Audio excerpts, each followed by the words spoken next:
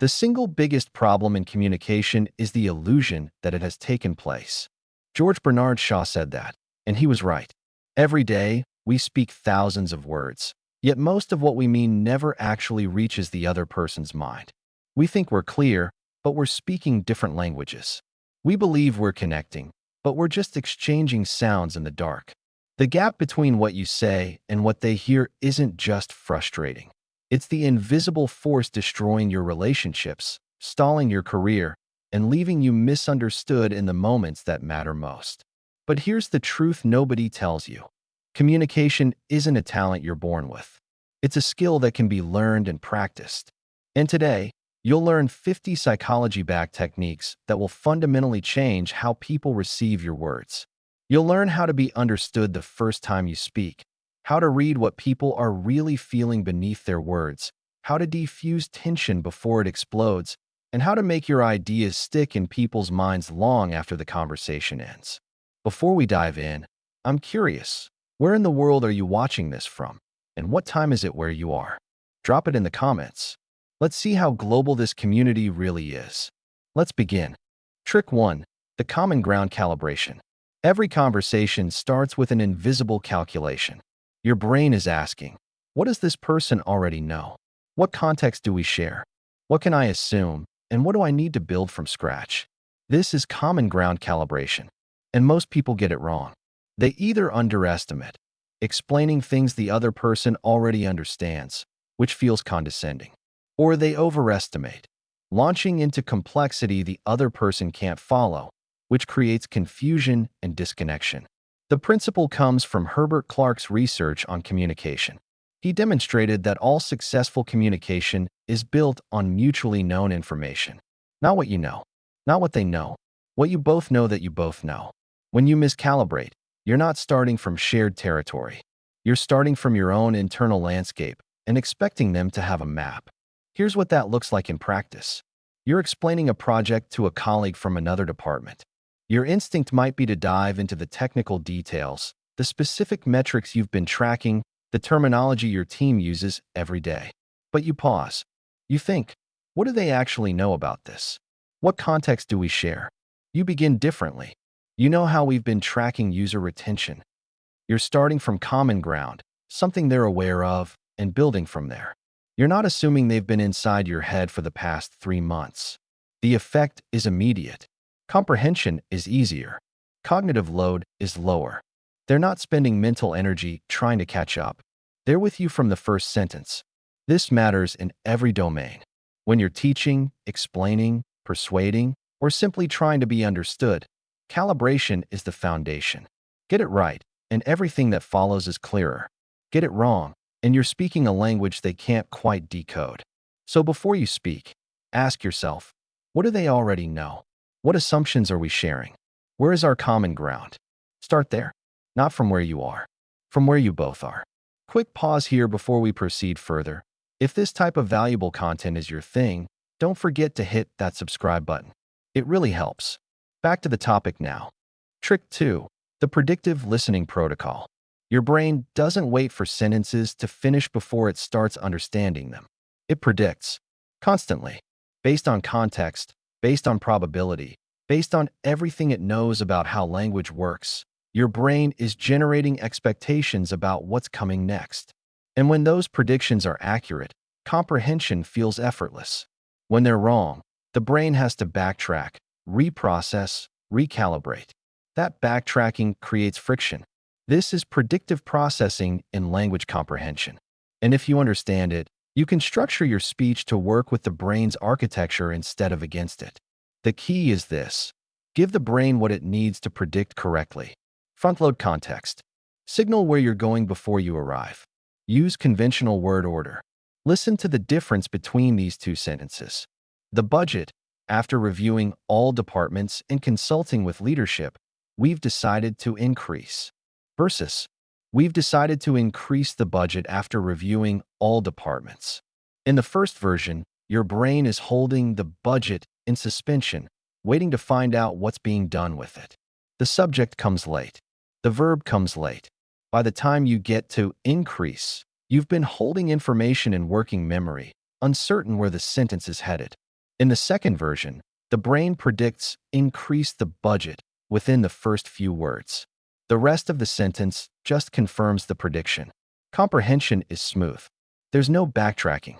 This isn't about dumbing things down. It's about respecting how the system works. The brain is a prediction machine. When you structure language to support prediction, you're being easier to understand. Not because your ideas are simpler, but because you're packaging them in a format the brain can process efficiently. So when clarity matters, and it almost always does, think about prediction. Structure your sentences so the brain knows where you're going early. Use familiar patterns. Signal your direction. Let the brain predict correctly. And watch comprehension become effortless. Trick 3. The pragmatic implicature awareness. Most of what people mean isn't in the words they use. It's in what those words imply. A colleague sends you a message. Do you happen to have the report handy? Literally, that's a yes or no question. But pragmatically, in the actual practice of human communication, it's a request. They're asking you to send it. Answering yes and stopping would be technically correct, but socially bizarre. This is conversational implicature. The philosopher Paul Grice identified it as one of the fundamental mechanisms of human communication. We don't say everything explicitly. We imply, and we expect others to infer our intentions beyond the literal meaning of our words. The reason this matters is simple. If you only respond to literal content, you miss most of what's actually being communicated. You come across as obtuse, socially tone-deaf, or deliberately unhelpful. But if you're aware of implicature, if you're reading between the lines accurately, you understand what's really being said. When someone asks, "Do you have a minute?" they're not asking about your schedule. They're requesting your attention. When someone says, "That's an interesting idea," with a certain tone, they might be signaling polite disagreement. When your manager says, "I'd love to see this by end of week," they're not expressing a desire. They're giving you a deadline. The skill is asking yourself, what would a cooperative speaker mean by phrasing it this way? What am I being invited to infer? So when your colleague asks about the report, you don't answer the literal question. You respond to the pragmatic intent. I do, sending it now. You've understood the game being played. And in that understanding, communication actually works. Most conversations operate on multiple levels simultaneously, the literal content and the implied meaning. Master both, and you're speaking the language people actually use. Trick 4. The turn-taking synchronization. Conversation is a dance. And like any dance, timing is everything. You felt this. Someone interrupts you before you've finished. Or someone leaves such a long pause after you speak that the silence becomes awkward. Both feel wrong. Both disrupt the rhythm of exchange. Turn-taking is governed by micro-level timing rules. Researchers in conversation analysis have identified the invisible structure, transition relevance places, gaps of 200 to 300 milliseconds, the subtle cues, grammatical, tonal, pragmatic, that signal when a turn is complete. When these rules are followed, conversation feels smooth, natural, like a well-synchronized dance. When they're violated, you get interruption, dead air, frustration, and the sense that someone isn't really listening. The mechanics are precise. When someone finishes a thought, there's a falling intonation, a grammatical completion, a slight pause. These are the signals that say, your turn. If you jump in too quickly, you're interrupting. If you wait too long, you create awkward silence. The sweet spot is brief, a heartbeat, maybe two. Just enough to signal that you've received what they said, that you're not bulldozing, that you respect the space they've occupied. This might sound mechanical, but it's not. It's the infrastructure of mutual respect made audible. When you listen for completion points, when you leave that brief pause before responding, you're communicating something beyond your words. You're saying, I heard you fully. I'm not just waiting for my turn to talk. I'm actually receiving what you've said. And that changes everything. She finishes her thought. Falling intonation. A slight pause. You count one heartbeat. Just enough. Then you begin. The rhythm feels natural. Neither of you notices it consciously, but you both feel it. No one feels interrupted. No one feels ignored. Smooth turn-taking is the foundation of engaged conversation. Master it, and people will want to talk to you. They'll feel heard. They'll trust that there's space for them in the exchange. Because there is. Trick 5. The register matching technique. Language has gears, and the gear you use matters. Walk into a boardroom speaking like you're at a casual dinner, and something feels off. Talk to a friend in formal corporate language, and you sound distant, strange. This is register, the formality level, vocabulary choice, sentence complexity, and tonal quality appropriate to a social context. And mismatching it creates friction. Sociolinguistics has mapped this territory extensively. Every social situation has an appropriate register. Formal presentations require one gear. Casual conversations require another. Technical discussions with experts require precision. Explanations to non-experts require accessibility. The skill is reading the context and adjusting. When you're meeting a new client and they speak in measured, formal sentences, you instinctively dial down casual contractions. You choose slightly more formal phrasing. Not stiff, not artificial, just aligned with the space you're both occupying. The effect is subtle but powerful. The conversation feels smoother. There's no status tension. No one is adjusting to you. You're adjusting to the shared space. This isn't about being inauthentic. It's about being fluent in multiple registers and knowing which one fits the moment. A skilled communicator code switches effortlessly. Technical with engineers. Accessible with clients. Warm with friends. Respectful with superiors. Not because they're performing, but because they understand that language adapts to context. Register matching signals social awareness. It says, I understand where we are. I understand what this situation calls for. I'm meeting you in the appropriate space. And when you do that, people relax. Because you've eliminated one source of social friction. You're speaking the right language for the room.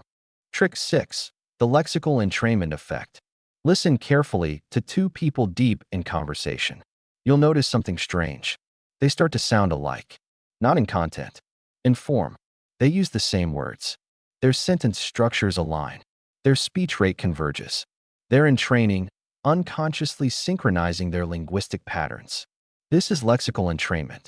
And it's one of the most powerful bonding mechanisms in human communication. Researchers have found that speakers unconsciously mirror each other's word choices, syntax, and speech rate. This alignment builds cognitive synchrony. It makes processing easier, and it signals affiliation. Group membership. Connection. When you adopt someone's terminology, when you match their pacing, when you echo their linguistic patterns without parroting, something shifts. The conversation feels easier, more aligned. Neither of you may notice consciously, but both of you feel it. Here's how it works in practice. He refers to the project as the initiative rather than the campaign. You notice, and in your next sentence, you adopt his term. Not mechanically, naturally. You're speaking his language now. You also notice he speaks slightly slower than you usually do. You ease your pace. You're not mimicking. You're drifting toward synchronization. The effect accumulates. Over the course of the conversation, your linguistic patterns converge. Processing becomes easier. The sense of connection deepens. This happens automatically between people who like each other. But you can do it consciously. You can notice the words they use, the pace they prefer, the structures they favor. And you can align, not to manipulate, to facilitate, to reduce the friction between your communicative style and theirs. Entrainment is the brain's way of saying, we're on the same wavelength. When you speak someone's linguistic language, you're making that wavelength easier to find. Trick 7. The information structure hierarchy. The order you present information isn't neutral. It shapes comprehension and memory. Your brain doesn't process information in isolation.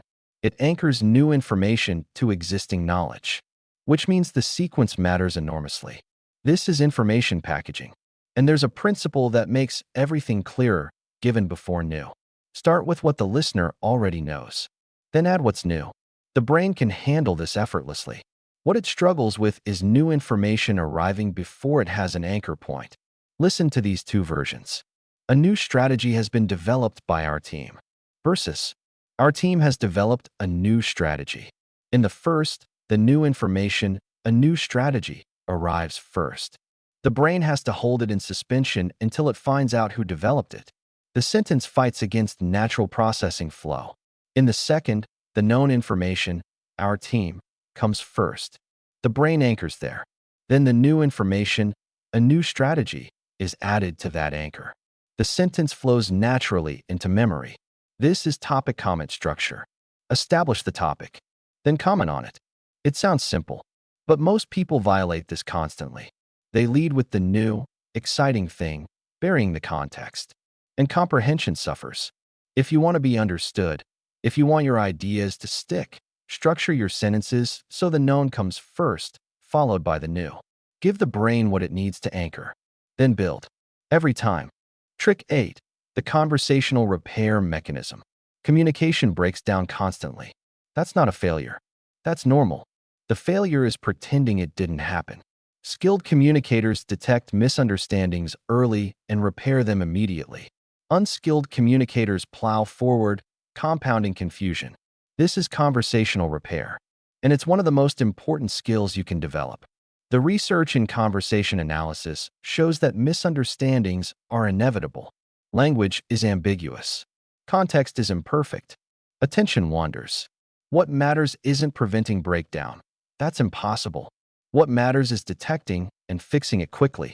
The signs are visible if you're watching. A puzzled expression, a furrowed brow, a response that doesn't quite follow from what you said. These are signals. The system is telling you, message not received. When you see them, stop. Don't continue. Repair. Let me clarify. I think I said that unclearly. Actually, let me reframe that. You see his brow furrow after your last sentence. You notice. Rather than plowing ahead, you stop. Actually, let me reframe that. I don't think I said it clearly. You rephrase. His expression clears. The conversation continues smoothly. Repair isn't weakness. It's precision. It's caring more about being understood than about appearing perfect. Ignoring misunderstanding creates compounding problems. One unclear statement leads to another. Soon you're 5 minutes into a conversation where neither person actually understands what the other means. But you've both been nodding along, too uncomfortable to stop and clarify. Don't do that. Monitor for confusion. When you see it, repair immediately. Quick, graceful repair maintains flow and builds trust. It signals that you care more about genuine understanding than about ego. And people respect that. They feel safer. They're more willing to ask for clarification themselves. Because you've modeled that it's okay. That communication is a collaborative process. That repair is part of the dance. Trick 9. The presupposition awareness. Every statement carries hidden cargo. These are presuppositions, the assumptions embedded in the structure of a sentence that listeners accept unless they explicitly challenge them. And most of the time, we don't challenge them. We don't even notice them. Which means presuppositions control the conversation without anyone realizing it. Linguistic presupposition is subtle but powerful. The frame of a discussion is often set not by what's argued, but by what's assumed. Someone says, "When are you going to finish the report?" The presupposition, you haven't finished. If you simply answer, "When," you've accepted that frame. But if you have finished, the right response isn't to answer the temporal question. It's to address the false assumption. "I actually completed it yesterday." The frame shifts. The conversation reorients around accurate information instead of the questioner's faulty assumption. This happens constantly. In negotiations, in debates, in everyday conversation. Someone embeds an assumption, often unconsciously. And if you don't catch it, that assumption becomes the ground the rest of the conversation stands on. The skill is listening for what's taken for granted. Asking yourself, what must be true for this sentence to make sense? Then deciding whether to accept or challenge that presupposition. Sometimes you accept it. Sometimes the assumption is accurate and challenging it would be pointlessly adversarial. But sometimes, especially in negotiations or when someone is trying to frame the discussion to their advantage, you need to notice and challenge. That's assuming X. I'm not sure X is true. Let's back up. Awareness of presuppositions gives you control over the frame of conversation. And the frame often matters more than the arguments made within it. Don't let hidden assumptions steer the exchange. Notice them, decide whether they're valid, and challenge them when they're not. Trick 10. The Deixis precision. Language is full of pointing words. Here, there, this, that, now, then. Linguists call these deictic expressions, words that require shared context to be understood. And when context isn't perfectly shared, these words create confusion. Over a video call, someone says, "Can you see this on your end?" What is this? What does "on your end" mean? The reference is vague. You might be looking at different things. Ambiguity creates friction. Precise communicators eliminate this. They replace vague deictic terms with explicit references. Can you see the chart labeled Q3 revenue on slide 7? No ambiguity. No back and forth. You both know exactly what's being referenced. This matters most in remote communication, abstract discussions, and technical explanations, anywhere the physical or conceptual context isn't perfectly shared. In person, with shared physical space, deixis works better. I can point. You can see what I'm pointing at. This has a clear referent. But in most modern communication, video calls, phone conversations, asynchronous messages, that shared context is weaker, which means deictic precision becomes more important. Don't say "that thing I sent." Say "the document I sent Tuesday afternoon titled Project Overview." Don't say "the meeting next week." Say "the budget review meeting next Wednesday at 2 p.m." Don't say "that approach we discussed."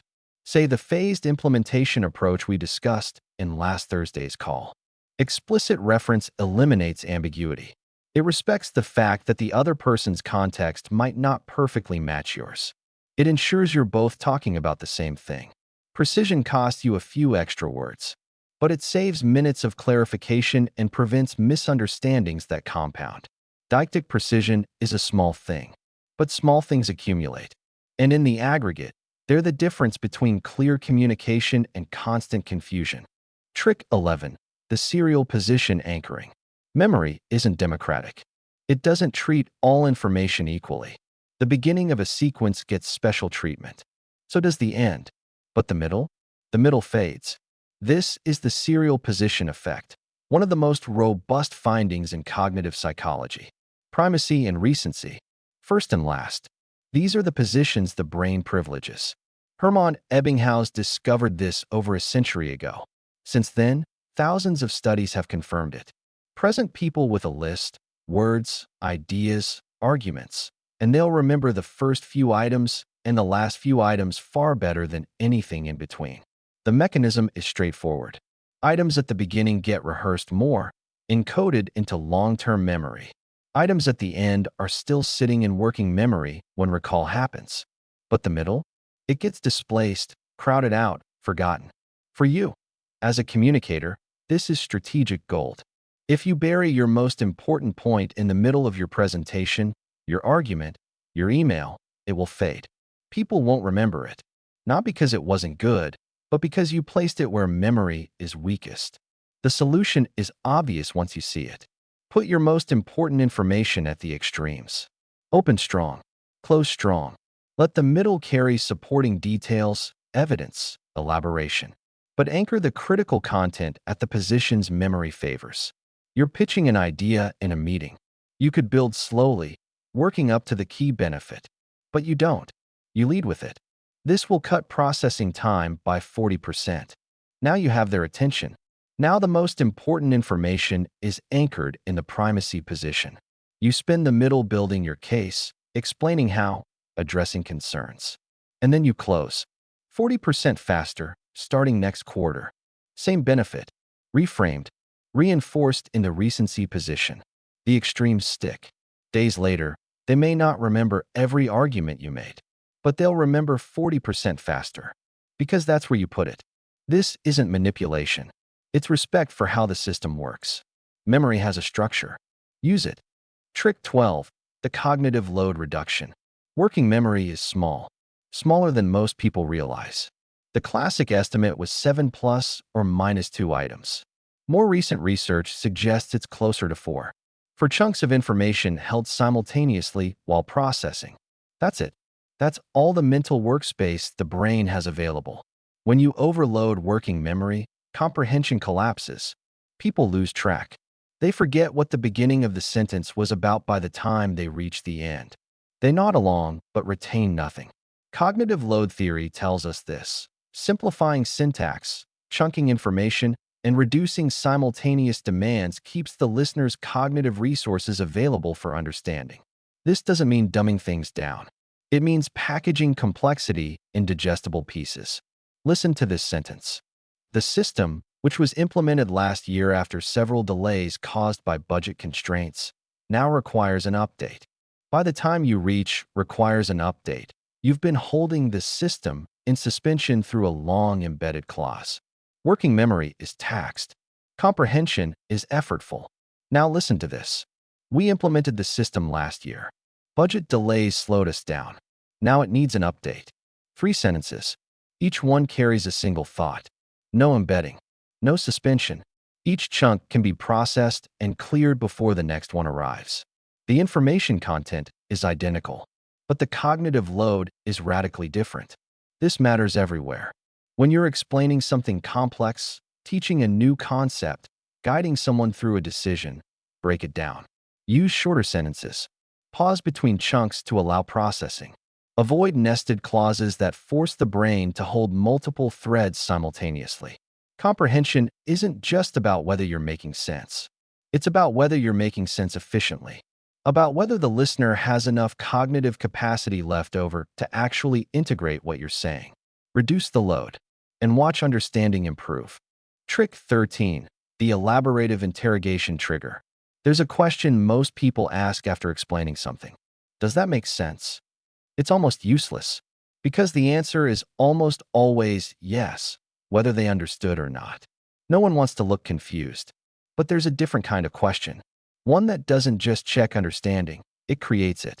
This is elaborative interrogation, asking why and how questions that force the listener to generate explanations in their own words. The research is clear. When people have to explain something, not just passively receive it, they process it more deeply. They're not just encoding the information. They're actively constructing meaning, connecting it to existing knowledge, generating their own examples. And that creates stronger memory traces. Information processed through elaborative interrogation sticks. Here's what it looks like. You've just explained a new process. 3 steps, each one clear. Instead of asking, does that make sense? You asked something different. Why do you think we're sequencing it this way instead of all at once? She pauses, thinks, then explains her reasoning. She's connecting the procedure to its underlying logic. She's generating the why for herself. And in doing so, she's encoding the information far more deeply than if she'd just nodded along. This works in teaching contexts, in training, in any situation where you want someone to actually retain what you're sharing, not just acknowledge it in the moment. The mechanism is active engagement, retrieval, generation. These are the processes that build durable memory. So after you explain something, don't just check whether they followed. Make them process it actively. Ask a why or how question. Let them do the cognitive work of explaining it back. They'll understand it better. They'll remember it longer. And you'll know, genuinely know, whether the message landed. Trick 14. The availability heuristic management. The brain doesn't calculate frequency objectively. It estimates based on how easily examples come to mind. This is the availability heuristic, and it shapes perception in powerful ways. If you can easily recall instances of something, you judge it as more common, more likely, more important. If examples don't come to mind readily, you judge it as rare or insignificant. This isn't rational, but it's how the system works. For communicators, this is leverage. If you supply vivid, easily recalled examples, you shape perception. You make your point feel more prevalent, more urgent, more real. Abstract claims don't stick. This happens often as vague. It doesn't give the brain anything concrete to hold on to. But specific instances, with sensory details, with recency, with names and dates, those become available. And availability drives judgment. Here's the difference. You could say, this problem occurs frequently across teams. Or you could say, last Tuesday, Sarah's team hit the same problem. 2 days later, it happened to the East Coast Division. Yesterday, it came up again in client support. Same underlying claim. But the second version gives the brain specific, memorable instances. Suddenly, the issue feels pervasive. Not because the frequency has changed, but because the examples are available. This works in persuasion, in risk communication, in making abstract concepts concrete. Want someone to take a threat seriously? Don't cite statistics. Give them a vivid example. Make it recent. Make it specific. Make it memorable. The availability heuristic will do the rest. Their brain will estimate prevalence based on how easily they can recall instances. And you've just made recall effortless.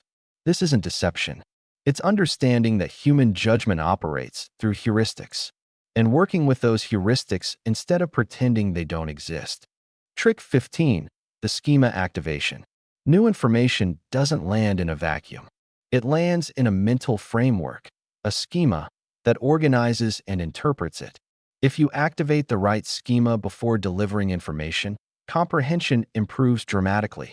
If you don't, if you let the brain scramble to find the right framework, understanding is slower, more effortful, less accurate. Schema theory tells us that knowledge is organized into mental models. Restaurants have a schema. Job interviews have a schema. Computer systems have a schema. These frameworks help the brain categorize, predict, and integrate new information efficiently. The skill is priming the appropriate schema before you need it. You're explaining a software architecture to someone without technical background. You could jump straight into technical terms, front-end, back-end, API, and watch their eyes glaze over.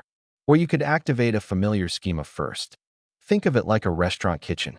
The front end is the dining room where customers interact. The back end is the kitchen where the actual work happens. And the API is the pass-through window where orders and dishes are exchanged. The schema clicks into place. Restaurant, kitchen, they know this model. Now when you introduce technical terms, those terms slot into familiar positions within the existing framework. Front-end equals dining room. Back-end equals kitchen. API equals pass-through window. Comprehension is immediate. Because you didn't ask them to build a mental model from scratch. You borrowed one they already had and mapped new concepts onto it. This works everywhere. When you're teaching, when you're explaining, when you're shifting topics in a conversation.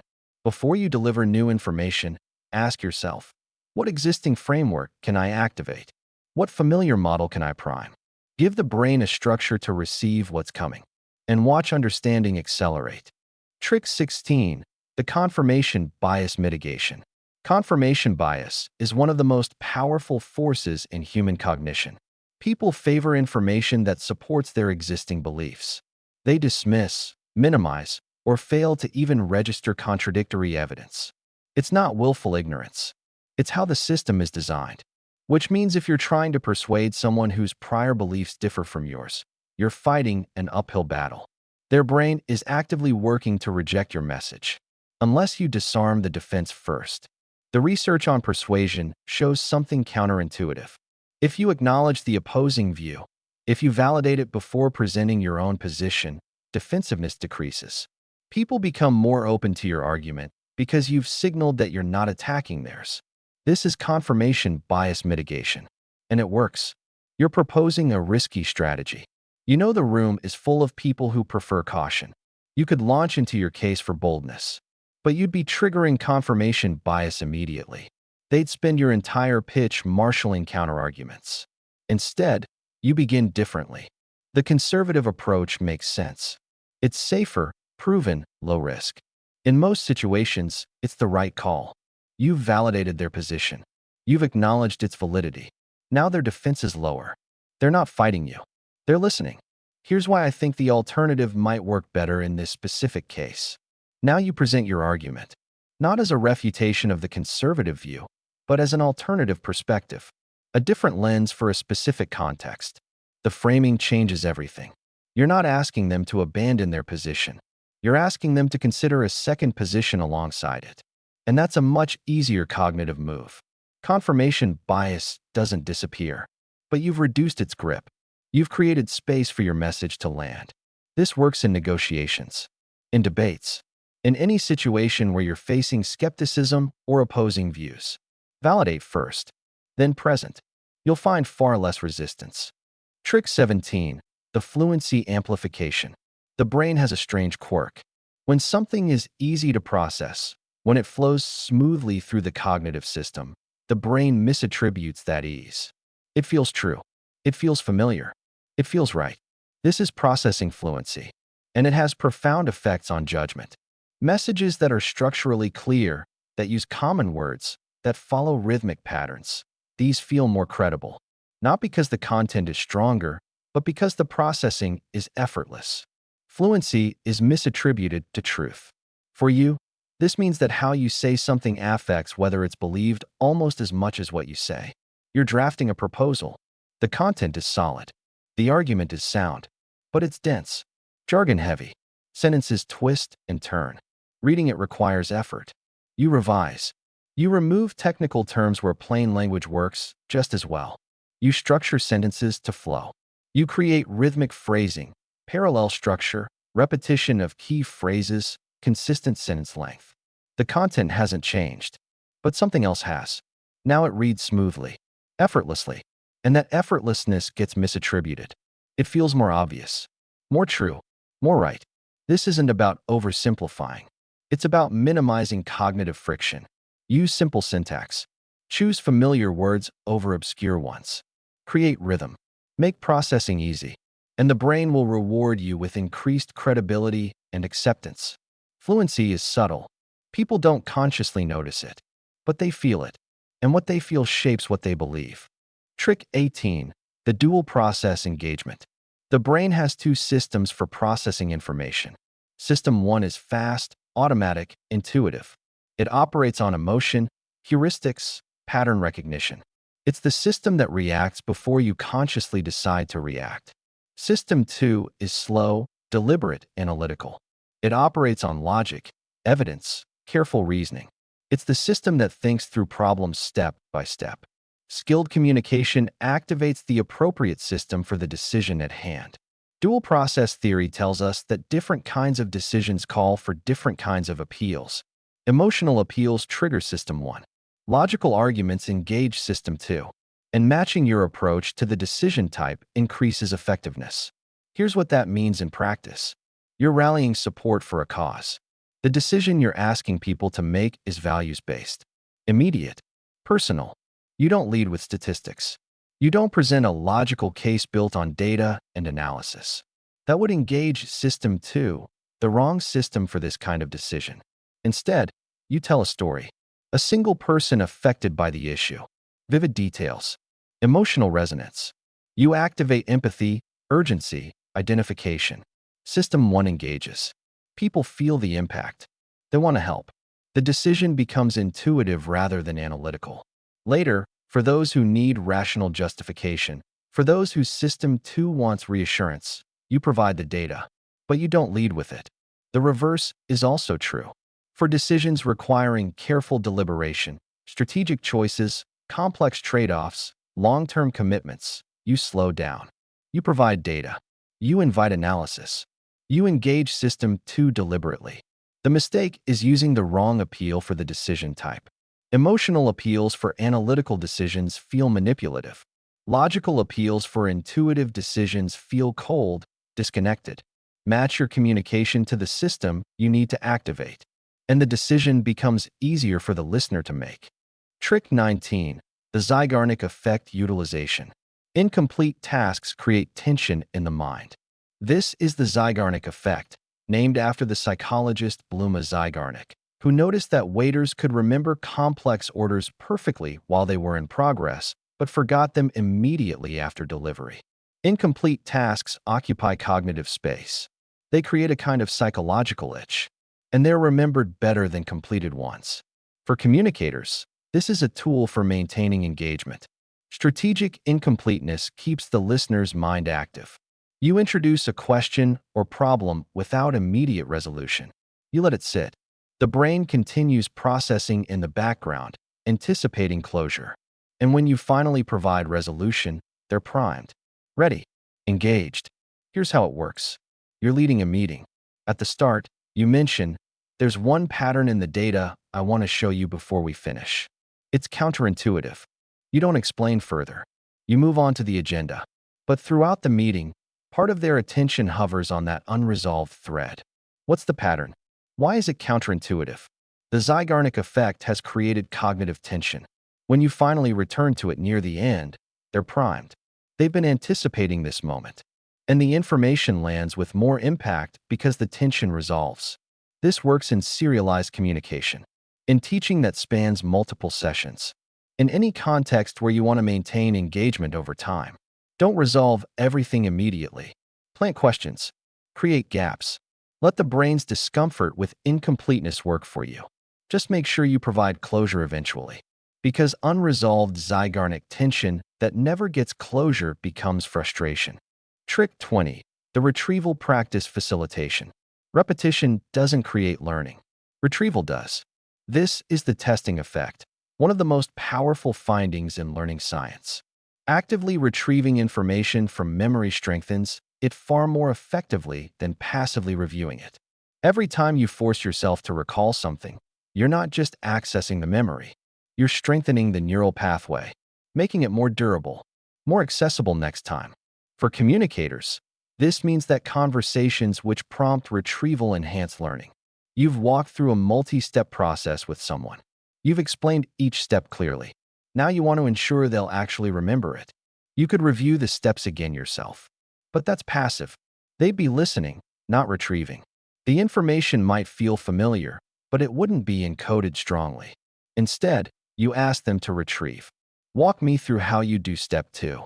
Now they have to search memory, reconstruct, generate the information from internal storage rather than external input. It's harder. There's more cognitive effort. But that effort is what creates learning. They retrieve, they reconstruct, and in doing so, they encode the information far more deeply than any amount of passive review would accomplish. This principle applies everywhere. Teaching, training, any situation where retention matters. Don't repeat. Don't review. Ask questions that force retrieval. Make them do the work of recalling, because that work is what makes memory stick. Trick 21. The baseline establishment. You cannot read deviations without knowing what's normal. This is the fundamental mistake people make when trying to read others. They see a behavior, arms crossed, minimal eye contact, fidgeting, and assign meaning immediately. Nervousness, deception, discomfort, but they're reading in a vacuum, without context, without baseline. The same behavior means different things in different people. Some people cross their arms because they're cold. Some people avoid eye contact because of cultural norms. Some people fidget constantly. It's their baseline, not a signal of stress. Behavioral baseline assessment tells us that before you can interpret deviations, you must first establish what's normal for this specific person in this specific context. The first part of any interaction should be observation, not interrogation, not high-stakes questioning, just baseline establishment. How do they normally gesture? What's their default speech rate? Their typical eye contact pattern? How animated is their baseline? How much space do they take up? What's their resting posture? Once you know this, once you've mapped their normal, then deviations become meaningful. You're interviewing a candidate. For the first 10 minutes, you keep questions light, conversational. You're not just being friendly. You're observing. She's animated. Makes steady eye contact. Gestures often with her hands. Speaks at a moderate pace with clear articulation. This is her baseline under comfortable conditions. Later, you shift topics. Previous employment. Why she left her last position. Suddenly, she stills. Her hands, which were moving freely, drop to her lap. Eye contact breaks. She looks down. Her speech rate slows, becomes more measured. This deviation is meaningful, not the behavior itself, looking down, speaking slowly, but the change from her established baseline. Something about this topic has shifted her state. Discomfort, cognitive load, perhaps something she doesn't want to discuss. Without baseline, you'd have missed it. You might have thought she was just naturally reserved. But you know better. You know what her comfortable state looks like. And this isn't it. Baseline establishment is the foundation of all behavioral reading. Skip it, and you're guessing. Establish it, and deviations become diagnostic. Trick 22. The cluster detection. A single signal is noise. A cluster is information. This is where most amateur body language reading fails. Someone crosses their arms, and the interpretation is instant, defensive, closed off, disagreeing. But crossed arms alone mean almost nothing. They might be cold. They might be comfortable in that position. They might have back pain, and crossing their arms provides support. One signal is ambiguous. Always. Nonverbal communication research shows that accurate reading requires clusters, multiple congruent signals pointing in the same direction. Crossed arms plus averted gaze plus clipped verbal responses plus body angled away equals a reliable pattern. Now you're seeing discomfort or disagreement across multiple channels. The cluster is diagnostic in a way the individual signals are not. The principle is simple. Never interpret one signal alone. Look for 3 or more congruent cues before drawing conclusions. He says he's interested in your proposal. The words are positive, but you're watching more than words. His body angles slightly away from you. His arms cross over his chest. His gaze keeps drifting to his phone. His verbal responses are brief, perfunctory. One of these signals could be coincidence. Arms crossed, maybe he's cold. Glancing at phone, maybe he's expecting an important message. But the cluster tells a different story. Disinterest, disengagement, the desire to be elsewhere. The words say one thing. The cluster says another. And clusters are more reliable than words because they're harder to control consciously. People manage their verbal content carefully. But managing body orientation and eye contact and response length simultaneously while also focusing on what they're saying, that's difficult. So look for clusters. 3 signals minimum, all pointing the same direction. That's when you can trust what you're reading. Trick 23. The vocal prosody analysis. Words carry explicit meaning, but how those words are delivered carries something else entirely. This is prosody, the melody of speech. Pitch, tempo, volume, rhythm. The characteristics that make speech more than just a sequence of phonemes. And prosody leaks emotion even when words are controlled. Someone can say, "I'm fine," with the exact right words. But if their voice is higher pitched than usual, if the tempo is accelerated, if there's a slight tremor, the prosody reveals what the words conceal. Emotional states manifest in vocal characteristics. Rising pitch suggests uncertainty or distress. Flattened effect signals withdrawal or depression. Accelerated tempo indicates anxiety or excitement. Increased volume signals anger or urgency. Vocal fry can signal fatigue or disengagement. The skill is listening to how something is said, not just what's said. She says, "I'm fine," but her voice is higher pitched than it was 5 minutes ago. The tempo is faster. There's tension in her vocal quality that wasn't there before. The words say fine. The prosody says distress. You have 2 choices. You can respond to the words, take fine, at face value, and move on. Or you can respond to the signal. You sound stressed. What's going on? You've acknowledged the prosodic information. You've given her permission to admit what her voice was already revealing. And often, that's all someone needs. The acknowledgement that you heard not just their words, but what was beneath them. Prosody is continuous. It's always present, always conveying information. Most people listen only to content. But the music matters as much as the lyrics. Train yourself to hear both. Trick 24. The microexpression recognition. The face is remarkably expressive and remarkably controlled. We learn early to manage our facial expressions, to smile when we're disappointed, to look neutral when we're angry, to arrange our features into socially appropriate configurations regardless of what we're feeling. But there's a window, a brief moment before voluntary control kicks in when genuine emotion flashes across the face. These are microexpressions, and they last less than half a second. Paul Ekman's research identified them through the facial action coding system. He found that certain emotions, fear, anger, disgust, surprise, sadness, happiness, contempt, produce characteristic facial movements. And before we can suppress these movements, they appear. Involuntarily. Briefly, the first 500 milliseconds of a facial response reveal genuine emotion. After that, social masks reassert. If you're watching, if you're paying attention in that critical half second, you can see what someone actually feels before they compose themselves. You propose an idea in a meeting. You're watching her face. For a split second, her brow furrows. Her lips tighten slightly. It's quick. A flash. Then her expression smooths into neutrality and she says, "Interesting." That microexpression was doubt. possibly skepticism. The verbal response is politeness. But her initial, unfiltered reaction was negative. You've seen something she didn't consciously choose to show you. And that information is valuable. It doesn't mean you call her out. I saw you frown. You don't actually like this idea, do you? That would be aggressive, socially inappropriate. But you now know that interesting isn't enthusiasm. It's diplomatic reservation. You can probe gently. You can address likely objections. You can adjust your approach because you're reading accurate information instead of taking words at face value. Microexpressions are involuntary. They're honest. They occur before the conscious mind can curate the response. Learn to watch for them, especially around the eyes and mouth, especially in that first half second. That's where truth lives before performance begins. Trick 25. The linguistic distancing markers. Language reveals relationship to content, not just through what's said, but through how it's structured. When people want psychological distance from a statement, when they're uncomfortable with it, uncertain about it, or trying to minimize their connection to it, their language changes in predictable ways.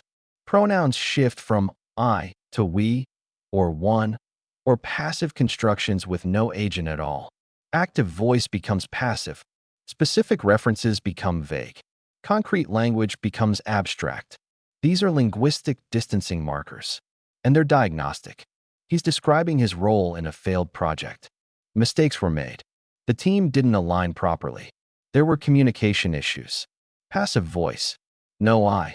Vague references to mistakes and issues without specifying what he personally did or didn't do. Now listen to how he describes a success. I led the initiative. I identified the core problem and restructured the approach. We executed it in 6 weeks. Active voice. I statements. Specific, concrete language.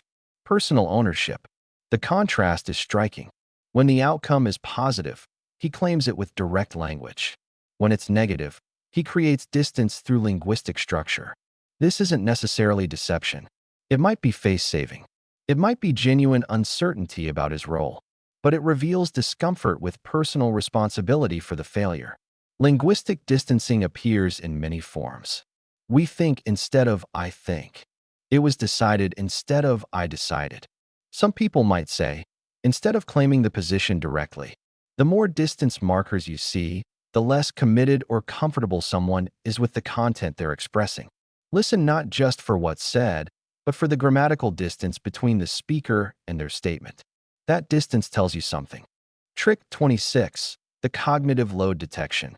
Truth is easy. Deception is hard work. When someone is lying or concealing information, they're managing multiple tasks simultaneously. They have to construct a false narrative. Remember what they've already said. Monitor your reactions. Suppress their actual knowledge. Maintain consistent nonverbal behavior. This is cognitively demanding, and cognitive load has observable effects. Increased mental effort manifests in longer response latencies, pauses before answering. Simplified language, shorter sentences, less complex syntax. Reduced elaboration, fewer details, less spontaneous information. More verbal fillers, you know. Reduced nonverbal animation, fewer gestures, less movement. The principle is simple. When responses require noticeably more cognitive effort than baseline, something is taking extra processing. You ask about a discrepancy in a report. His previous answers have been smooth, immediate, elaborated. But this answer is different. There's a pause. 2 seconds. Longer than before. Well, that's a good question. It was handled at the regional level, I think. Hesitations. Fillers. Simplified syntax. Vague language. Less elaboration than his baseline. Something about this question required extra processing. Maybe he's constructing rather than retrieving. Maybe he's uncertain. Maybe he's concealing. You don't know which. But you know the cognitive load increased. And that's information. Cognitive load detection isn't lie detection.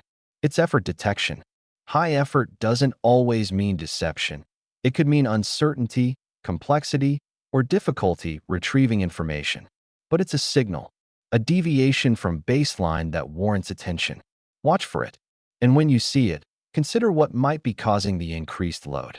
Trick 27. The adapters monitoring. Self-touching increases under stress. These are adapters, behaviors like touching your face, rubbing your neck, fidgeting with objects, adjusting clothing. They're called adapters because they serve self-soothing functions. They help the body manage anxiety, and they're largely unconscious, which makes them reliable indicators of emotional state. Nonverbal research shows that adapter frequency increases under stress or discomfort.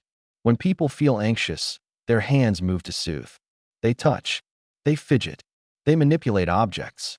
The baseline matters here too. Some people have high adapter frequency at rest. For them, self-touching is normal. But spikes, sudden increases in adapter behavior, signal something changed. She's been relatively still throughout the conversation. Hands resting calmly. No fidgeting. Then you mention budget cuts. Immediately, she begins fidgeting with her pen, clicking it, rotating it. Her other hand moves to her neck, touches briefly. She adjusts her collar. The topic triggered anxiety. Her verbal response might be neutral. I understand the need for efficiency, but her hands are revealing what she's feeling.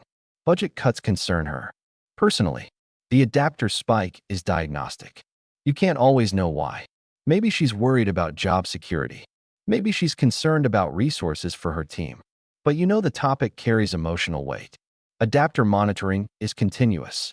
You track baseline frequency. You notice spikes. And spikes tell you when you've touched something emotionally significant. The hands reveal what the mouth won't say. Trick 28. The power of listening for Hedges. Language has commitment levels, and Hedges lower commitment. Maybe, sort of, kind of, I think, perhaps, possibly. These qualifiers soften claims. They reduce the speaker's accountability for the statement. They create escape routes. Linguistic hedging serves multiple functions. It signals uncertainty. It saves face in case of being wrong. It invites negotiation rather than imposing. It downplays disagreement. And hedge density, the number of hedges per statement, is diagnostic of confidence levels. He says, I think maybe we could sort of try that approach. Count the hedges. I think hedge. Maybe hedge. Could hedge. Sort of hedge. For Hedges in one sentence. He's uncertain, or he's seeking approval, or he's afraid of being wrong. Whatever the cause, commitment is low. Contrast with, we should do that. No hedges. Direct. Full commitment. The difference is stark. Same basic message, approval of the approach, but entirely different levels of confidence and ownership. Hedges aren't inherently bad. Sometimes appropriate uncertainty is honest and wise. But noticing hedge density gives you information about how much someone actually believes what they're saying. High hedging equals low certainty. Absence of hedges equals high certainty, or possibly carelessness, if they're certain about something they shouldn't be. Listen for hedges. Count them. And adjust your interpretation of the statement accordingly. I think this might work means something very different from this will work. The hedges tell you how much weight to give the claim. Trick 29. The Illustrator frequency tracking. Hands speak when minds do. Illustrators are gestures that accompany speech. Hands moving to emphasize points, to trace shapes in the air, to beat rhythm with syllables. They're called illustrators because they illustrate what's being said verbally. And they're tied to cognitive processing. When people are thinking spontaneously, generating ideas in real time, illustrators flow naturally. But when people are being careful, controlled, or fabricating, illustrator frequency drops. Spontaneous thought produces spontaneous gesture. Controlled thought suppresses gesture. Throughout the interview, he's been gesturing naturally, hands moving with his words. Emphasis, shape, rhythm, all illustrated through movement. Then you ask about his previous role, the one he left under unclear circumstances. His hands still. They drop to his lap. The verbal content continues. He's explaining his responsibilities, his achievements, but the nonverbal animation stops. Something changed. He shifted from spontaneous retrieval to careful construction, from natural to controlled. You don't know why. Maybe the topic makes him uncomfortable. Maybe he's choosing words carefully to frame the situation favorably. Maybe he's fabricating. But you know that the relationship between his words and his gestures changed. And that change is meaningful. Illustrator frequency tracking requires baseline, like most behavioral reading. Some people gesture minimally at baseline. For them, stillness isn't diagnostic. But changes in gesture frequency, especially sudden drops during specific topics, signal a shift in cognitive processing. Watch the hands. They often reveal more than the mouth. Trick 30. The emotion vocabulary precision. How specifically someone can name what they're feeling reveals how well they understand what they're feeling. This is emotional granularity, and it's more important than most people realize. People with high emotional granularity use precise emotion terms. They distinguish between frustration and disappointment, between anxiety and excitement, between anger and hurt. Their emotion vocabulary is differentiated, specific, nuanced. People with low emotional granularity use broad terms. Good, bad, fine, stressed. Everything collapses into a few general categories. And this difference predicts emotional regulation. The research shows that people who can precisely label their emotions cope better. They can target their responses more accurately because they understand what they're actually dealing with. For you, listening to emotion vocabulary precision gives you information about someone's emotional intelligence and self-awareness. One colleague says, "I'm fine." Another says, "I'm apprehensive about the presentation but excited about the content." The second demonstrates emotional granularity. She's distinguished between two feelings that could both exist simultaneously. She's acknowledged complexity. She's precise. The first might also have complex feelings, but she's collapsed them into fine, a word that often means anything but. Precision suggests self-awareness. It suggests someone who's examining their internal experience rather than just labeling it broadly to move on. When you're assessing emotional intelligence, when you're trying to understand how someone processes their own feelings, listen to their emotion vocabulary. Precision is diagnostic, and it tells you who's likely to navigate their emotional landscape skillfully versus who's just trying to get through it without looking too closely. Trick 31. The operational definition. Abstract words are the enemy of shared understanding. Soon, good, professional, high quality, responsive, efficient. Everyone nods when you say these words, but everyone is picturing something different. Soon might mean within the hour to you, by end of week to them. Good performance means one thing to the person who sets high standards, another to the person who doesn't. Professional behavior varies wildly depending on industry, culture, personal experience. Abstract terms create the illusion of agreement while hiding fundamental misalignment. This is why operationalization matters. It's the process of replacing abstract terms with concrete, observable definitions. Criteria everyone can see, measure, agree upon. Words like soon, good, and professional mean different things to different people. Operational definitions create shared meaning. The principle is straightforward.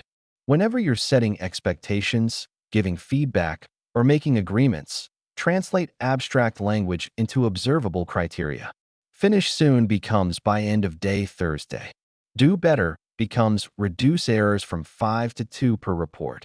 Be more responsive becomes respond to client emails within 4 hours during business days. The difference is clarity, not just for them, for you too.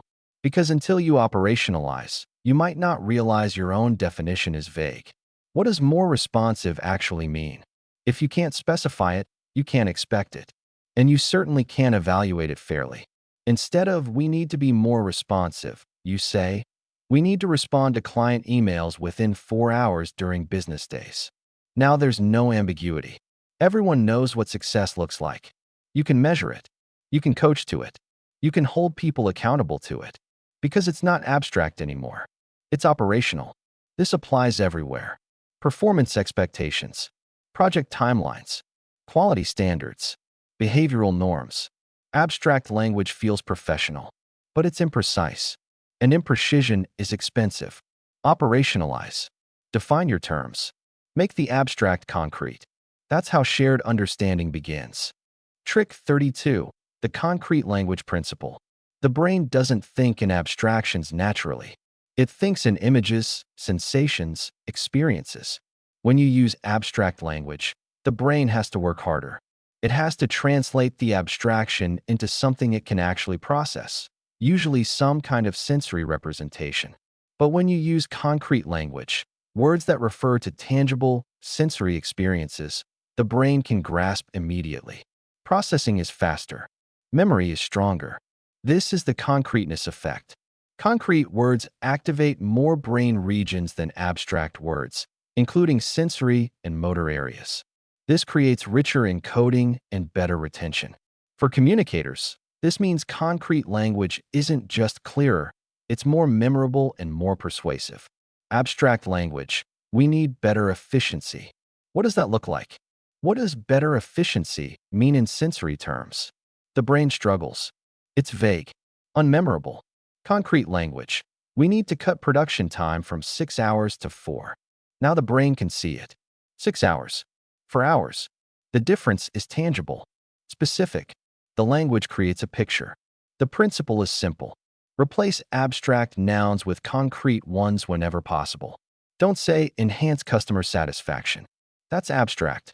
Satisfaction is internal, invisible, unmeasurable in the moment. Say reduce wait time from 12 minutes to 5 and resolve issues on the first call. Wait time is concrete. 12 minutes versus 5. You can picture clocks, timers, customers waiting or not waiting. First call resolution is observable. Did it take one call or multiple calls? The brain can see this. Concrete language doesn't just improve clarity. It improves persuasiveness. Ideas that can be visualized feel more real, more achievable, more compelling. When you're teaching, persuading, or trying to make ideas stick, choose concrete over abstract. Make your language sensory. Give the brain something it can see, hear, touch, count. That's what survives in memory. Trick 33, the signposting technique. Complex communication without structure is a maze without markers. People lose track. They forget where you started. They can't see how pieces connect. By the time you finish, they've lost the thread. This is where signposting matters. Explicit structural signals that tell the listener where you are, where you're going, and how pieces relate. Discourse markers like first, second, however, therefore, in summary, these aren't filler words. They're navigational tools. They reduce cognitive load by making logical structure explicit.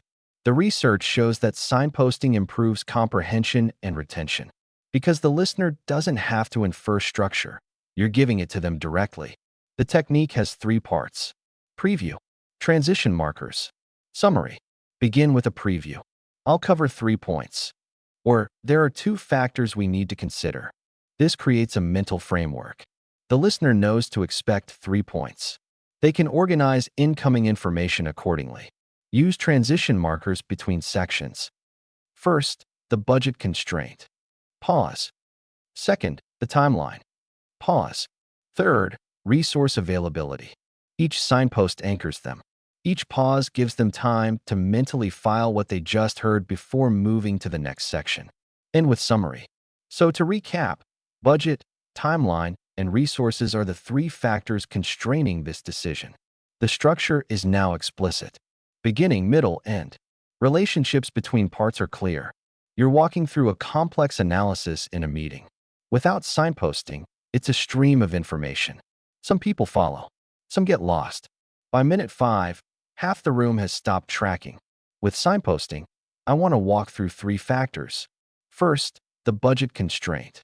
You explain. Pause. Second, the timeline. You explain. Pause. Third, resource availability. You explain. Then, so budget, timeline, and resources, those are our 3 constraints. Given these, here's what I recommend.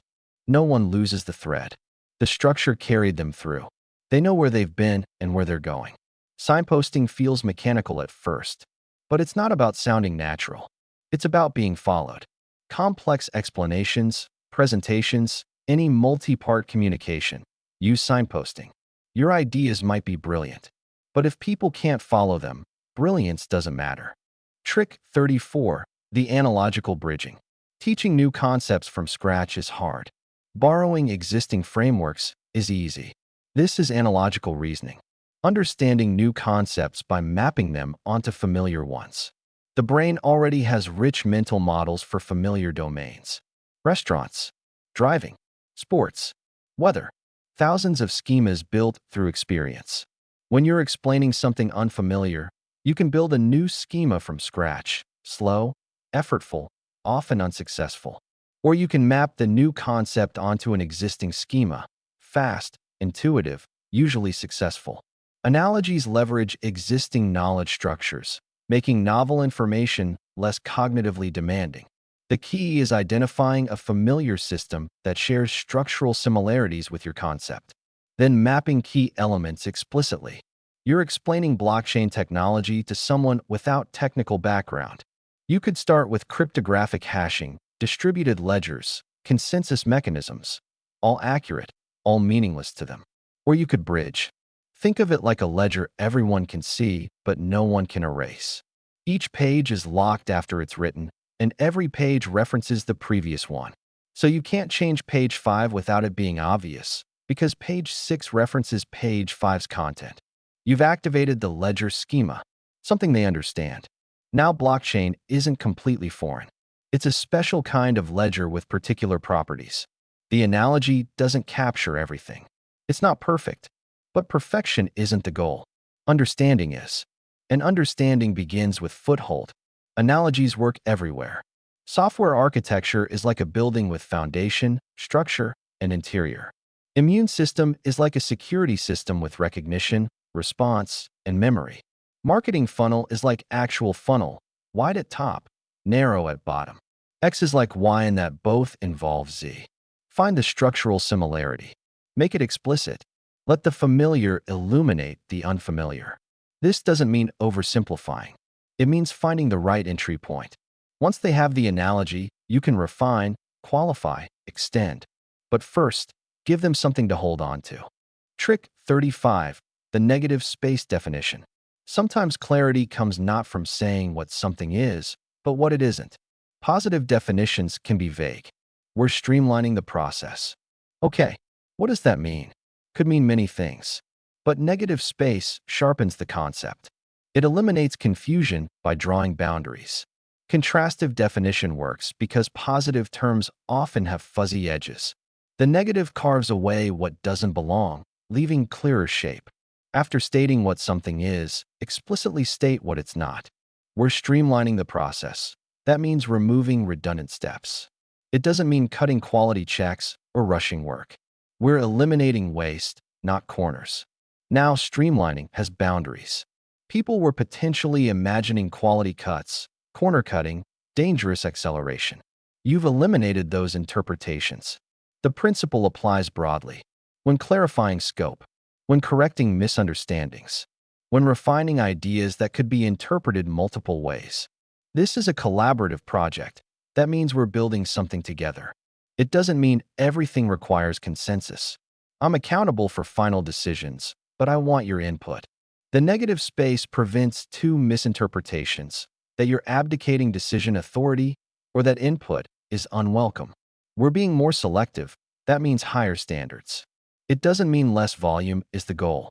We want the same volume at higher quality, which might require saying no more often early in the process. Without the negative space, selective could be misread as risk-averse or exclusive or lower output. People fill gaps with assumptions, often wrong assumptions. Negative space definition reduces the gap size. This is X, not Y.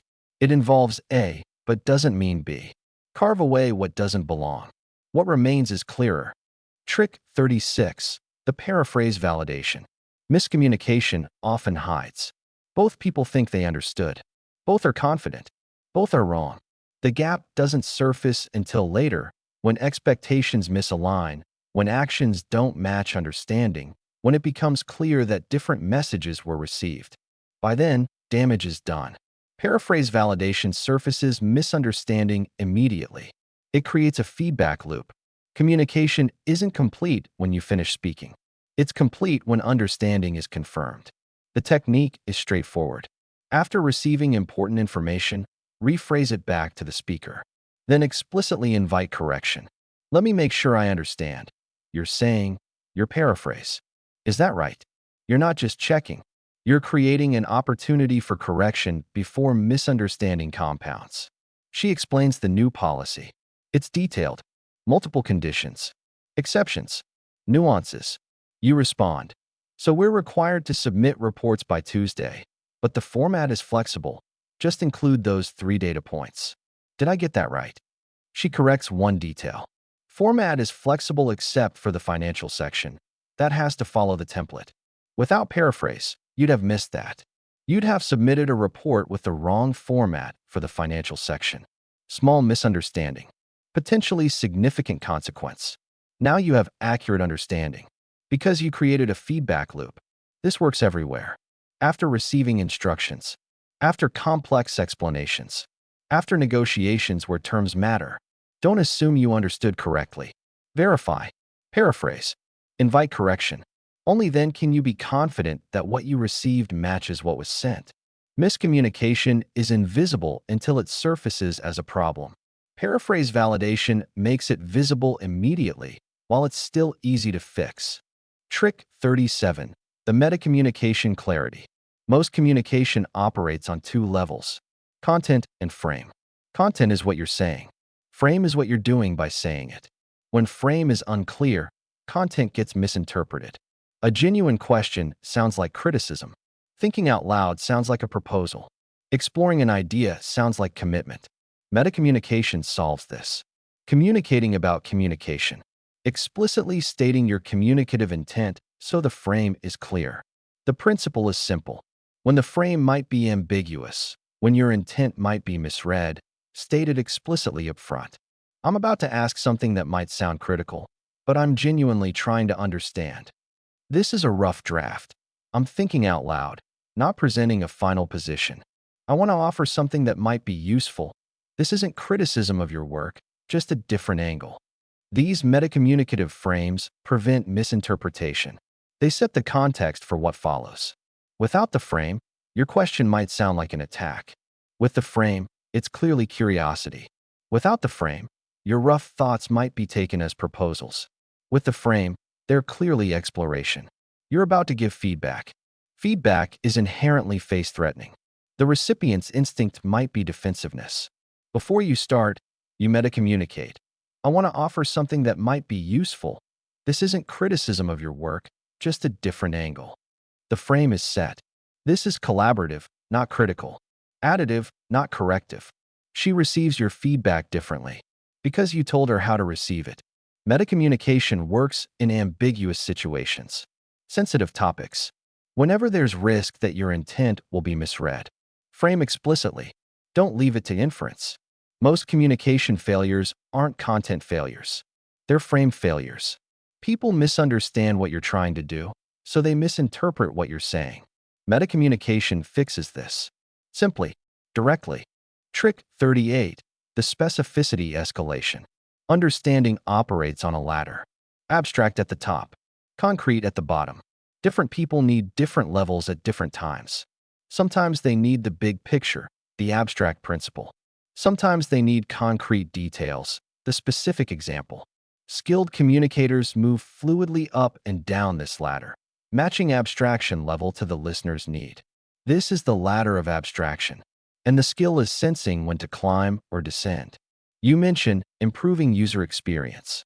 Abstract. High level. He looks puzzled. You're reading his face. The abstraction isn't landing.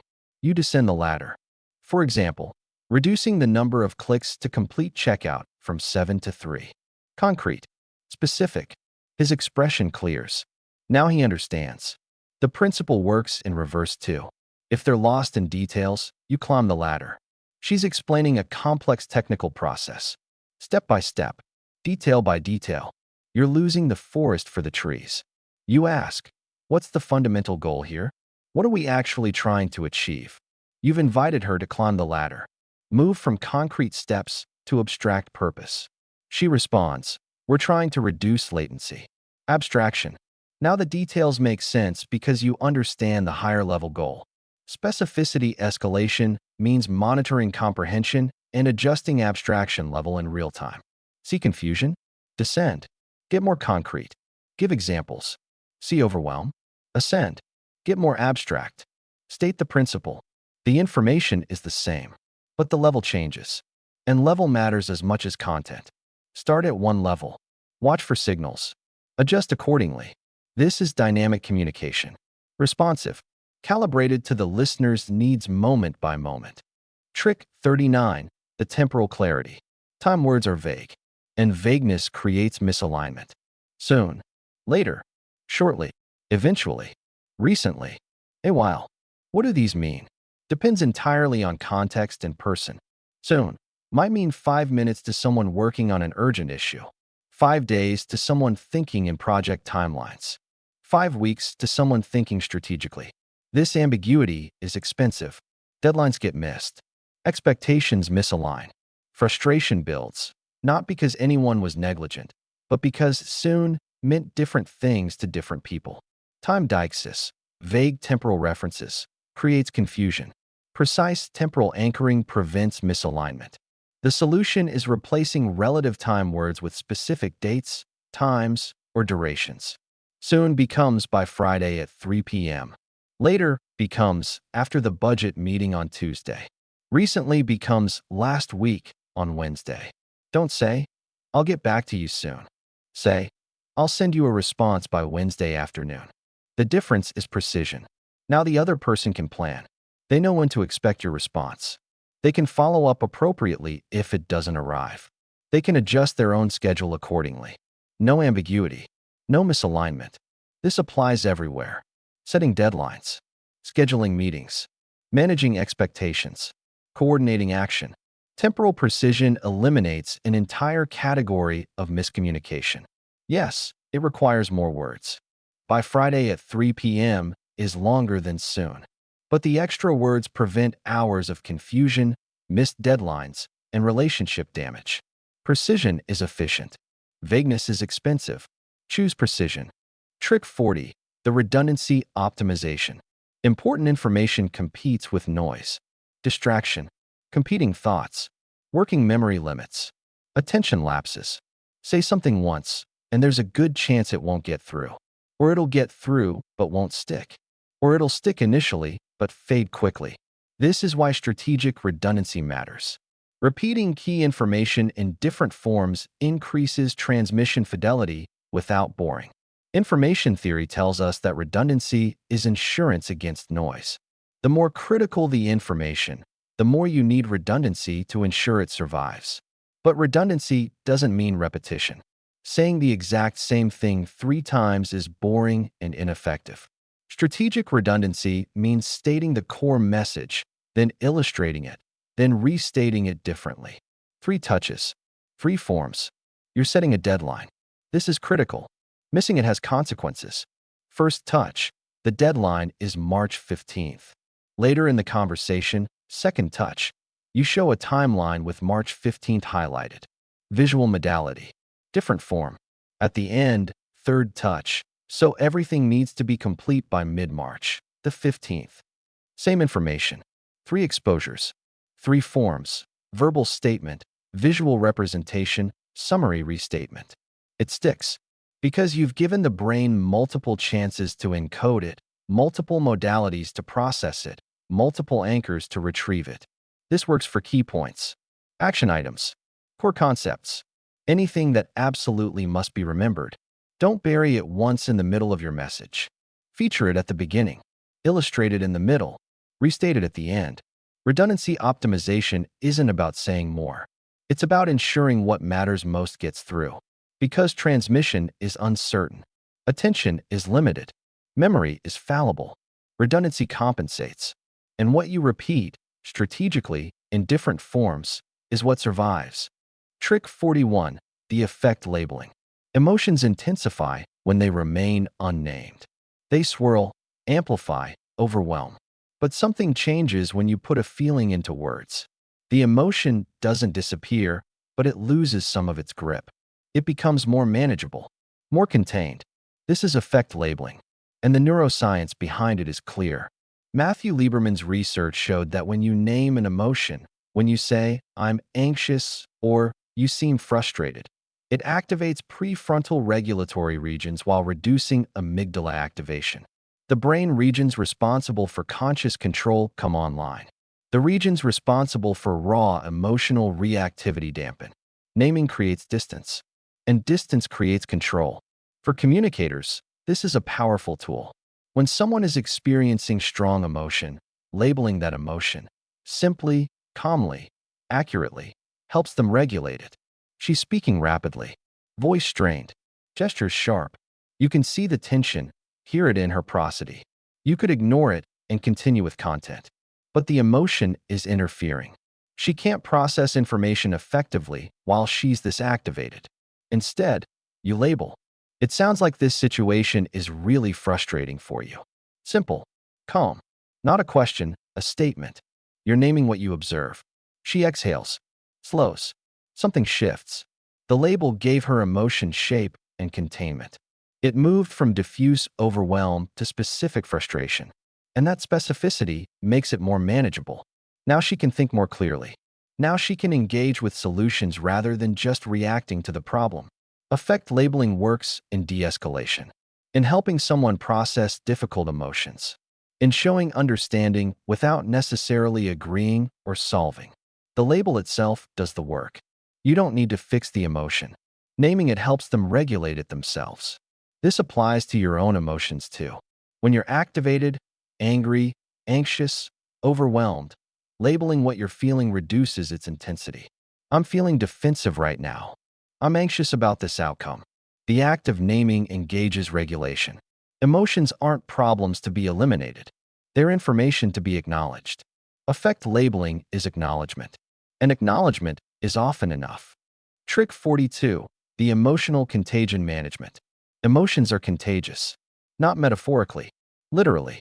You walk into a room where someone is anxious, and within minutes, your own heart rate increases. You talk with someone who's angry, and you feel your own jaw tighten. You sit with someone who's depressed, and heaviness settles into your chest. This is emotional contagion, and it happens through unconscious mimicry of expressions, postures, vocalizations. Your brain has mirror neurons that simulate other states. Your body automatically matches their breathing, their tension, their effect. This is how empathy works neurologically, but it's also how emotions spread. For communicators, especially those in high-emotion environments, contagion can be exhausting. You absorb others' anxiety, anger, despair. Over time, it drains you. Awareness is the first step. Notice when you're beginning to mirror someone's emotional state. Your breath quickening to match their anxiety. Your shoulders tensing to match their anger. Your energy dropping to match their flatness. Then consciously regulate. You don't have to absorb their state. You can choose to maintain your own physiology while remaining present with theirs. He's angry. Voice raised. Body rigid. You can feel your own activation beginning. Heart rate rising. Muscles tensing.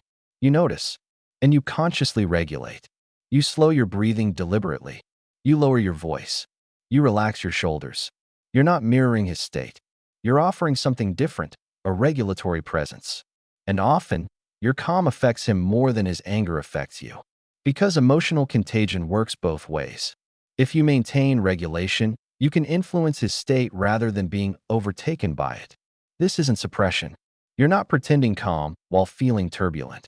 You're actually regulating, using breath, posture, tone to maintain equilibrium. This skill matters everywhere. Difficult conversations, customer service, healthcare, teaching, parenting. Any context where others' emotions are intense and your own regulation matters. You can be empathic without being consumed. You can be present without being infected. Manage contagion. And you can hold space for others' emotions without drowning in them. Trick 43. The validation without agreement. People need to feel heard, but they often confuse being heard with being agreed with. This creates a problem. You can't always agree. Sometimes you see things differently. Sometimes their position is wrong. Sometimes agreeing would compromise your values or judgment, but you can almost always validate. And validation satisfies the need to be heard without requiring agreement. Emotional validation means acknowledging someone's feelings as understandable, not necessarily justified or correct, but understandable given their perspective. The principle is simple. Separate feeling from content. Validate the emotion. Then address the content however you need to. She says, I'm furious that this deadline changed. You have two paths. You could defend the decision, explain why the deadline had to change, justify the circumstances. But that would feel like dismissal, like her anger isn't legitimate. Or you could validate first. That's understandable. Last-minute changes are disruptive, especially when you've been planning around the original timeline. You've acknowledged the feeling. You've validated that anger makes sense given the circumstances. You haven't agreed that the deadline shouldn't have changed. You haven't conceded anything about the decision itself. Then you address content. The client requested it urgently. Let's figure out how to make it work. Validation, then problem solving. Acknowledgement, then action. She's more likely to engage constructively now because she's been heard. Her emotional response has been validated as reasonable. Now she can move to solutions. This pattern works everywhere. Conflict. Differing perspectives.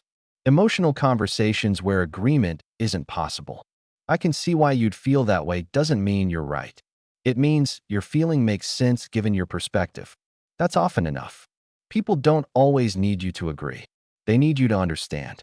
Validation communicates understanding. And understanding opens the door to productive conversation even when positions differ. Trick 44. The prosocial mimicry. Subtle mirroring builds rapport. But it's not universal. Context matters. Behavioral mimicry research shows that matching someone's body language and speaking style increases liking and affiliation. When you subtly mirror their posture, their gestures, their speech rate, they like you more. They feel more connected. The interaction feels easier. But there's a critical caveat. This works when the other person is in a positive or neutral state. When they're calm, happy, engaged, mirroring builds connection. When they're in a negative state, angry, anxious, distressed, mirroring can backfire.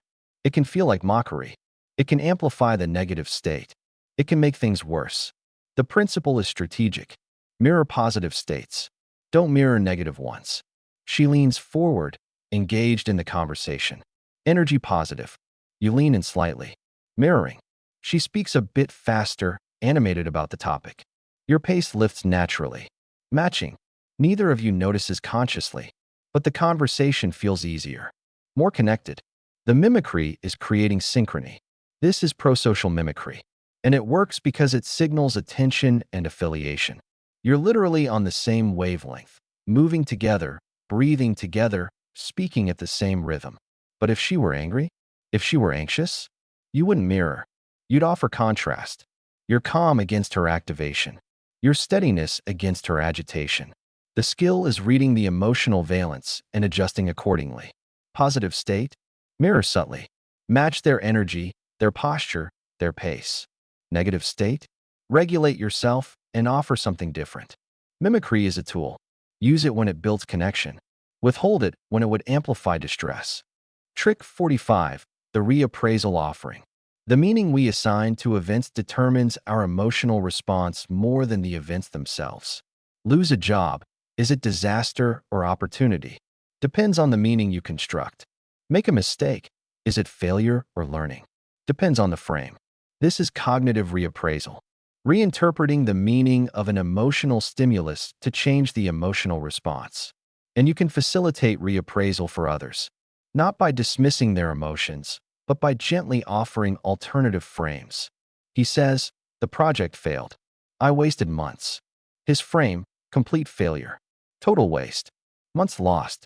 You could agree, which reinforces the negative frame. Or you could challenge directly, which might feel dismissive. Or you could acknowledge and reframe.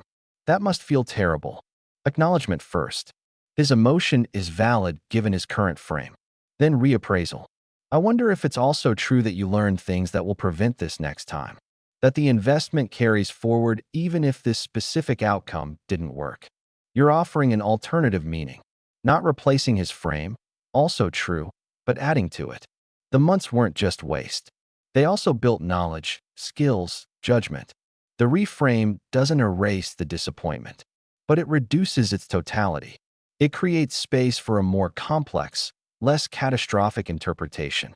Reappraisal works because emotions follow meaning. Change the meaning, and the emotion shifts. Another way to look at it might be, what if this is actually? I wonder if. These phrases introduce alternative frames without imposing them. You're offering, not insisting. The person can try on the reframe and see if it fits. When helping someone cope, when problem-solving emotionally charged situations, when shifting perspective, reappraisal is one of the most powerful tools available. Just remember, acknowledge first. Reframe second. Never skip the acknowledgement or the reframe feels like dismissal. Trick 46. The emotional granularity development. I'm upset. I'm stressed. I'm fine. Broad emotion terms. Imprecise. They collapse complex internal experiences into simple categories. People who use these terms aren't less emotional. They're less differentiated. They haven't developed emotional granularity, the ability to distinguish between similar emotions with precision. And that matters, because I'm upset doesn't guide coping. Are you angry? Hurt? Disappointed? Betrayed? Each requires different responses. But I'm disappointed but also relieved guides action. You know what you're dealing with. You can target your coping strategies. Research shows that people with high emotional granularity regulate emotions more effectively. They have better mental health outcomes. They navigate social situations more skillfully. And you can help others develop granularity. When someone uses a broad emotion term, ask clarifying questions that help them differentiate. She says, I'm just stressed. You ask, is it more like overwhelmed by the amount of work, or anxious about the outcome, or frustrated by the obstacles? You're offering distinctions. 3 different kinds of stress, each with different qualities. She pauses, considers. Actually, frustrated. I know what to do. I just keep hitting roadblocks. Precision achieved. Now she knows what she's dealing with. Frustration with obstacles. Not overwhelm. Not anxiety. Frustration. And frustration suggests different coping strategies than overwhelm would. Address the roadblocks. Problem solve the obstacles. That's more targeted than reduce stress. Emotional granularity development works in coaching, in therapy, in any relationship where helping someone understand their internal experience matters. The questions are simple. Is it more X or more Y? What flavor of emotion is it? What specifically about this situation creates that feeling? You're helping them look more closely, to differentiate, to develop a more nuanced emotional vocabulary. And that vocabulary becomes a tool for better self-understanding and regulation. Trick 47. The tension acknowledgement. Sometimes the problem in the room isn't being discussed. Everyone senses it. No one names it. This is implicit tension, unspoken emotional undercurrents. And they drain cognitive resources. They make progress impossible. The conversation continues on the surface level, the agenda, the content, but beneath, something else is happening. Resentment, conflict, discomfort, awkwardness, and pretending it doesn't exist makes it louder. It takes up more space the longer it remains unnamed. Tension acknowledgement is simple and powerful. Name the dynamic. I'm sensing some tension here. Should we address it? This feels awkward. Can we talk about that? Something feels off in this conversation. What's going on? The acknowledgement itself often reduces tension. Because you've validated that something is happening, you've made the implicit explicit. And explicit problems can be addressed. Implicit ones just fester. The meeting is stalled. Everyone is polite. Words are professional. But energy is flat. Progress isn't happening. Something is blocking the flow. You say, I think there's something unspoken affecting this conversation. What's going on? Silence. Brief. Then someone speaks up. I think we're all frustrated that this decision was already made before we were consulted. There it is. The tension. Named. Visible. Now you can address it. Acknowledge the frustration. Explain the decision-making process. Discuss how to handle future decisions. Whatever response is needed. But you can't address what remains unspoken. Tension acknowledgement makes addressing possible. This takes courage, because naming tension creates momentary discomfort. But momentary discomfort is better than sustained dysfunction. When subtext is overwhelming text, when progress stalls for no apparent reason, Name what's happening. The acknowledgement clears the air. And clearing the air makes productive conversation possible again. Trick 48. The somatic empathy. Your body knows things your conscious mind hasn't noticed yet. You're talking with a colleague. She says she's fine. Her words are positive. Her tone is controlled. But your chest feels tight. There's a heaviness in your gut. This is somatic empathy.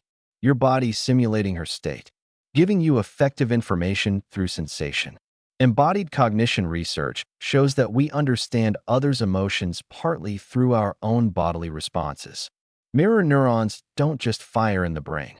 They activate somatic states. Your body literally resonates with others' internal experiences. Most people ignore these signals. They attend to words, maybe facial expressions, but not to their own somatic responses. But your body is giving you data, often more accurate than conscious observation. The skill is tuning in, asking yourself, what am I feeling in my body right now while with this person? Tightness, relaxation, heaviness, lightness, tension, ease. These sensations may mirror their state, especially if you notice them arising in response to being with this specific person. You're talking with someone who seems fine, but your chest feels tight. Pressure, discomfort. You check. Are you okay? Something feels off. She pauses. Actually, I'm stressed about something. How did you know? Your soma detected what her words didn't reveal. The tightness in your chest was information. This isn't mystical. It's neurological. Your body is constantly simulating other states as part of the empathy system. Most people just don't pay attention to the data stream. Somatic empathy deepens connection. It allows you to read emotional subtext that isn't visible through other channels. It makes you more attuned, more responsive, more accurate. But it requires practice, tuning into bodily sensations, noticing what arises in presence of others, learning to trust the information your body provides. Your soma is always listening. Learn to hear it. Trick 49. The emotion regulation modeling. You can't teach someone to regulate emotion by telling them. Just calm down. Don't be anxious. Think rationally. These commands don't work. Because emotion regulation isn't learned through instruction. It's learned through observation and imitation. Social learning research shows that people learn emotional regulation strategies by watching others regulate. Modeling calm under stress teaches implicitly in ways that explicit instruction cannot. Bad news arrives in a meeting. Everyone looks to you. You could react immediately, frustration, worry, panic. And everyone would learn that this is how we respond to bad news. Or you could model regulation. You pause visibly.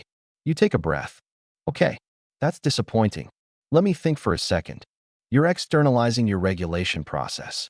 Not hiding the emotion, you acknowledge disappointment, but showing how you manage it. You breathe. You think. Then you respond calmly, constructively. Everyone in the room just learned something. They watched you experience disappointment and regulate it effectively. They saw the strategy: pause, acknowledge, breathe, think, respond. Next time they face something stressful, that pattern is available to them. Not because you told them, stay calm, but because you showed them what regulation looks like. This matters in leadership, in parenting, in teaching, in any role where others look to you during high emotion situations. Don't hide your emotions. That teaches suppression, which doesn't work. Don't let emotions control you. That teaches reactivity. Model regulation. Show the process. Make it visible. This is frustrating. I'm going to take a breath and think through options. You're narrating regulation. And narration teaches. People learn what they see. Show them how to hold emotion and thought simultaneously. How to feel and still choose response. That's what creates emotionally intelligent environments. Trick 50. The compassionate directness. Difficult truths need to be said, but how you say them determines whether they're received. Most people choose one of two paths: brutal honesty, direct but harsh, or excessive softening, kind but unclear. Both fail. Brutal honesty damages relationships. Excessive softening obscures the message. There's a third path: compassionate directness. Radical candor, as Kim Scott calls it. Caring personally while challenging directly. The principle: lead with care and context, state the difficult thing clearly, then offer support. No sandwich method, positive, negative, positive. That's manipulative and confusing. Just direct combined with kind. You need to give difficult feedback. The quality of someone's work has declined. This needs to be addressed. You begin. I need to tell you something hard. You're signaling this will be difficult. You're acknowledging the weight of what's coming. That's care. The quality of your last 3 reports hasn't met our standard. Direct, clear, specific. No softening. No euphemism. The problem stated plainly. I know you're capable of better, and I want to help you get back on track. What's getting in the way? Care again. Belief in their capability. Offer of support. Invitation to collaborate on solutions. This is compassionate directness. The difficult truth was stated clearly, but it was wrapped in genuine care, signaled at the beginning, reinforced at the end, present throughout. The person can hear the feedback because they don't have to decode it. It's not hidden in implications or softened into vagueness. It's clear, and they can receive it without defensiveness because the care is evident. You're not attacking. You're helping. Compassionate directness works in accountability conversations, in performance feedback, in any situation where hard truths need to be communicated without destroying trust. Be direct. Be kind. Both. Not one or the other. Softening difficult messages obscures meaning, but delivering them harshly damages relationships. The combination, directness with compassion, preserves both clarity and connection. Conclusion. So there you have it. 50 psychology tricks that separate people who are heard from people who are ignored. But here's the thing. Knowing these techniques changes nothing. 0. You could forget everything you just watched in the next 24 hours and go right back to being misunderstood, overlooked, and frustrated. Information without implementation is just entertainment. Here's what I want you to do right now. Don't pick all 50. That's overwhelming and you'll do nothing. Pick 3. Just 3 tricks that resonated most with you. Maybe it was common ground calibration, starting from shared territory instead of assuming people know what you know. Maybe it was microexpression recognition, catching that flash of truth before someone's social mask comes back up. Maybe it was compassionate directness, saying hard things clearly without destroying trust. Whatever 3 spoke to you, write them down. Actually write them down. And for the next 7 days, practice them deliberately in every conversation that matters. Because here's what nobody tells you about mastery. It's not about knowing everything. It's about doing a few things exceptionally well. 7 days from now, those 3 techniques will feel natural. People will start responding to you differently. They'll lean in when you speak. They'll remember what you said. They'll trust you faster. And that's when you'll realize something powerful. Communication isn't magic. It's mechanics. And you just learned how the machine works. If this video gave you even one insight that will change how you communicate, hit that like button. It tells YouTube to show this to more people who need it. Subscribe if you want more psychology breakdowns like this. And drop a comment telling me which of these 50 tricks you're going to implement first. I read every single comment, and I want to know what resonated with you. Now get out there. Stop overthinking. Start connecting. The world needs to hear what you have to say. Make sure they actually receive it. I'll see you in the next one.